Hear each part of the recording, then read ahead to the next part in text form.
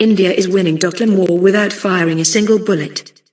For some strange reason, people in India seem to think that India is somehow on the back foot in its latest showdown with China over the Doklam Tri-junction. Some feel that should the situation continue or deteriorate, strategic defiance may be the only option. This, however, is not the impression in Beijing. In private, the Chinese feel that they, rather than India, are caught in a bind, unable to resort to the use of force for fear of destroying the myth of nuclear deterrence, but still supremely confident that strategic defiance by India, on the other hand, will be economically and diplomatically disastrous for India. As a dear friend in Beijing summed it up rather rudely, India is a dog. Whatever we do to you, you will first bark and snarl, but then accept and come back wagging your tail.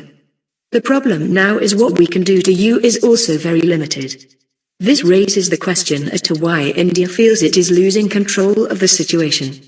And second, if this idea that India will somehow finally turn on China is based on reality or plain wishful thinking.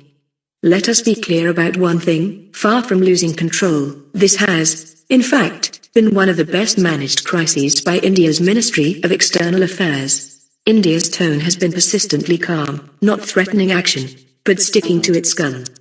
And for the first time in decades, it is standing up to Chinese bullying and staring it down.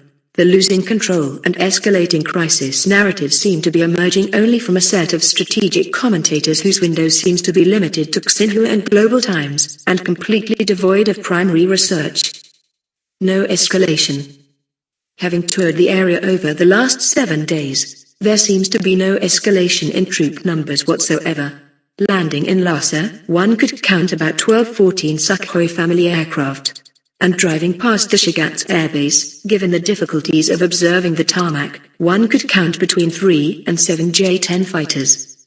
The entire Lhasa to Shigats stretch also showed no signs of increased infantry activity, no spurt in military logistics, and only some parade, TV-optimized artillery lined up in Lhasa's marshalling yards along the Lhasa-Beijing railway. Clearly then, the only real escalation that can happen is unarmed Chinese border troops coming into and squatting in Indian territory, as suggested by the Chinese Ministry of Foreign Affairs earlier this week, a major climb down, if one can call it that, from previous threats, which were ominous simply because of the lack of specificity. We also have a pattern of similar action across the South China Sea to judge China by.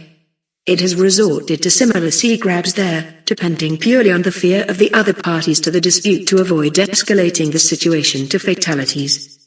That fear simply doesn't work with India, for the simple reason that both sides are nuclear armed. This is particularly important as the situation thus far indicates that while India's doctrine of deterrence may have failed on the Western Front, in all fairness, it was never directed against Pakistan. It has had a clear success in the East, where it was directed all along, by putting hard limits on how far China can escalate. Stuck in limbo. The diplomatic and strategic costs of escalation for China now are severe, even if Indian warheads can't reach the Chinese eastern seaboard, taking China down several pegs, equating it with revisionist states like Pakistan and destroying the image of it being a more or less responsible player on the world stage. All indicators then are that short of an extremely serious miscalculation by the Chinese leadership, the situation has platitude. The only spikes will be verbal, and that too from the Chinese side. Which also complicates things for the Chinese leadership when it chooses to de-escalate. It, however, seems to have realized its mistake after its first attempt to do so, claiming that India had reduced the number of troops. The furious denial by India caught it off guard, with colleagues in Beijing admitting that they had miscalculated and not factored in how this would be perceived in India domestically. All up, we seem stuck in limbo. Escalation is not an option for China. But de-escalation also seems impossible, till public attention is shifted elsewhere.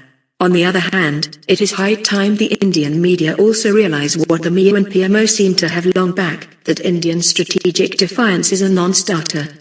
China's massive infusions of finished goods, such as mobile phones, are the core drivers of the Indian economy and impossible to substitute. Equally, if we choose to go against China, we might as well kiss goodbye to any chance of UN Security Council and Nuclear Suppliers Group, NSG, membership.